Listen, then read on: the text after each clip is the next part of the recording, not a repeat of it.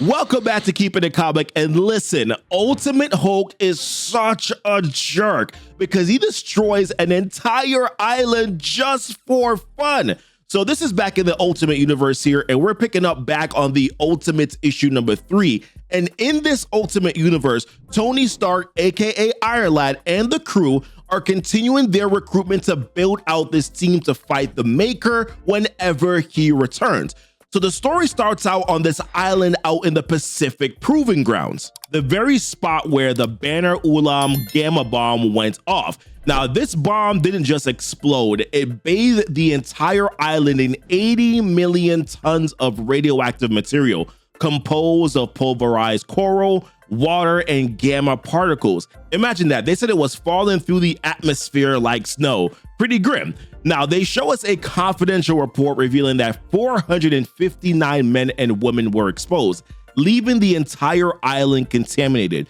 This made it the most concentrated radioactive area on Earth. And although the dose was smaller and less direct than what Banner himself experienced, the exposure lasted longer, leading to some pretty dramatic changes.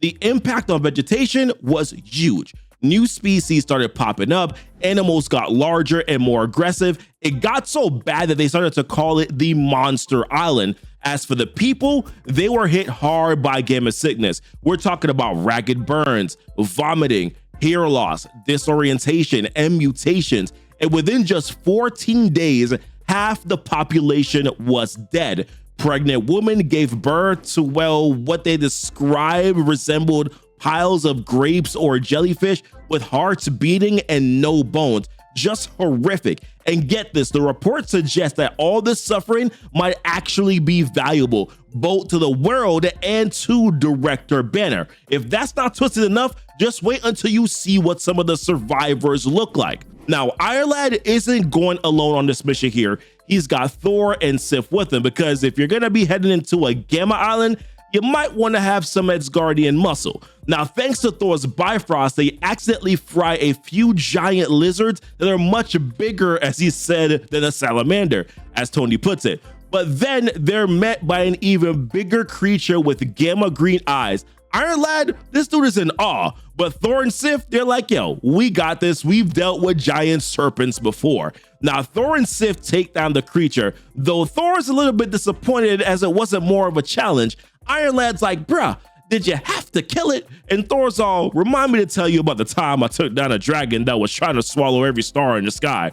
And as they keep exploring the island, you can see some of the weirdness from the reports. There's a butterfly the size of half of Iron Lad's body, a massive plant, and a crab that is wider than Iron Lad himself. And of course, Iron Lad can't resist dropping some crab facts, like how crabs have evolved independently 5 times and how much God loves crabs. And Sif is just like, she's just not even having it at all. She's like, not all gods, and then she cuts the crab in half, much to Iron Lad's frustration, because he's like, yo, could you stop killing everything? Seriously, these creatures are so unique that any death could be an extinction level event. But Thor, he's like, yo, this island, this is poison. It's mad and it's at war with itself. So then Iron Lad reveals that the island was wiped off every map and they sunk a reef of radioactive battleships to make it impossible to reach. That's why they needed Thor to get there in the first place.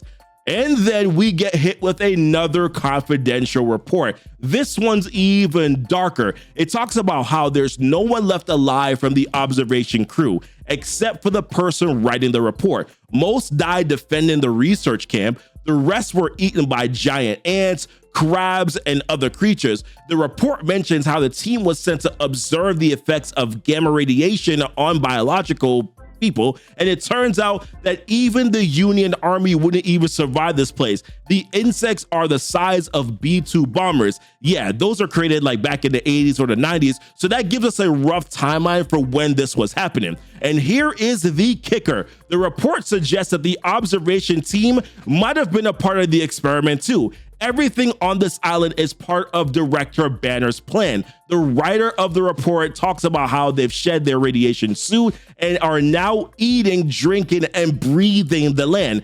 feeling something strange growing inside of him. The big question, what will I become? But either way, this is where I belong now, the island of the monsters. Now, back in the forest, a massive creature suddenly appears and stomps on Thor's face, punches Iron Lad, and then thunderclaps Sif. And my goodness, look at that thing. It's like Hulk and a lizard had a baby. And then Thor throws his hammer, but the creature deflects it, hitting Thor right in the face. Sif manages to slash it a few times, but then it just cracks her and just knocks her all the way back. And then Iron Lad's firing repulsors, but it doesn't even phase the creature.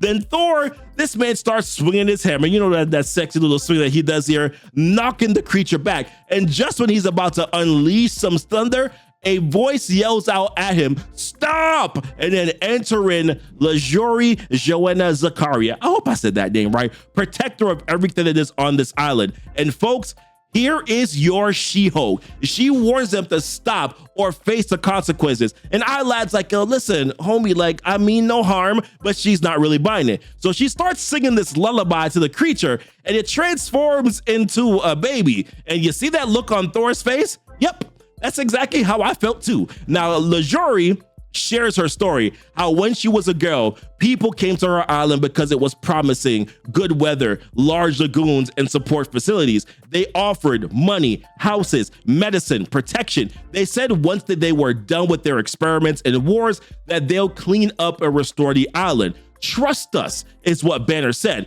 But when they refused, the bombs were dropped anyway, leaving them to live with the aftermath. And Iron Lad, not reading the room, right, at all, asks the question, "Oh, so there are others that are like you? I knew it. This could change the balance of world power. An incredible Hulk army." But that Hulk army, it's not what he expects. What we just see here is just some sadness. Now, Lajori talks about Tara, who feels everything.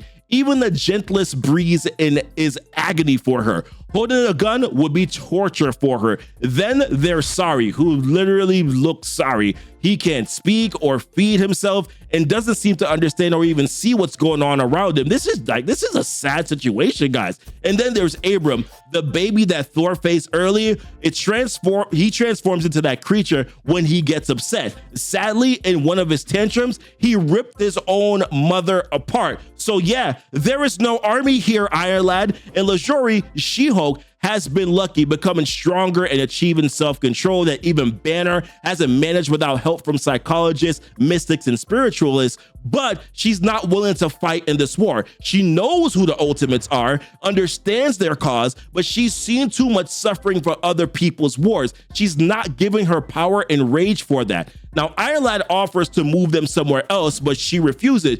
She's like, "Yo, this is our ancestral land. They'll rather die here than leave." And when Iron Lad asks the question, like, "How can you do nothing? Aren't you angry?" She responds that she's seen her people die horribly. And you can see like this picture in this site, it's terrible. I almost had to like immediately switch the page. It looks like the art was really good here. My goodness.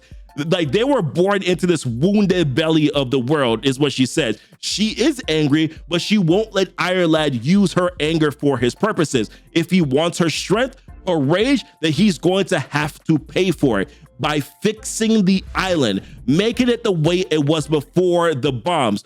Only then will she allow them to use her strength. And listen, it's a tough bargain, but honestly, I don't really blame her. And as they shake on it, we pan to see director Bruce Banner, Dr. Bruce Banner himself, watching it all go down. And he's not happy about the Ultimates trespassing on sacred land, interfering with his long-running experiments, and forging an alliance with his destabilized island. His last words were, "Assemble the immortal weapons because they're making me angry."